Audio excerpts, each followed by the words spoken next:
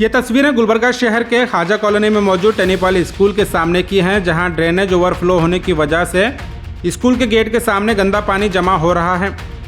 रोजाना इस रास्ते से गुजरते मासूम बच्चे और दीगर लोग इस परेशानी का शिकार हो रहे हैं।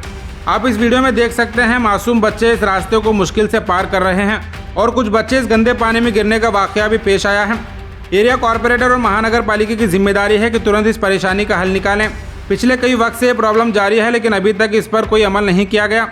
स्कूल के बच्चे, वालिदैन और एरिया के लोगों की ये पुरजोर मांग है कि ड्रेनेज सिस्टम को बेहतरीन तौर पर ठीक किया जाए, वरना आगे भी इस गंदे पानी में मासूम बच्चों की मुस्कान डूब जाएगी। इसकी कोई हद नहीं है। आइन टाइम पे जो है, ये कब से चल रहा प्रॉब्लम? कब से है ये प्रॉब्लम? के सामने आइन टाइम पे स्कूल छुट्टी इस टाइम पे जो इतनी तकलीफ होती है लोगों को, जिसकी कोई हद नहीं है। देखिए प्रॉब्लम, देखिए कैसा है, बच्चे कैसे आ रहे हैं, कैसे जा रहे हैं। ये कब से है? बहुत से 10 साल से ऐसी से 10 साल से ऐसी से नहीं, 10 साल से ऐसी से 10 साल कौन हुआ। भी कुछ भी नहीं करते। देखो बच्चे वो क्या तकलीफ से आ रहे हैं।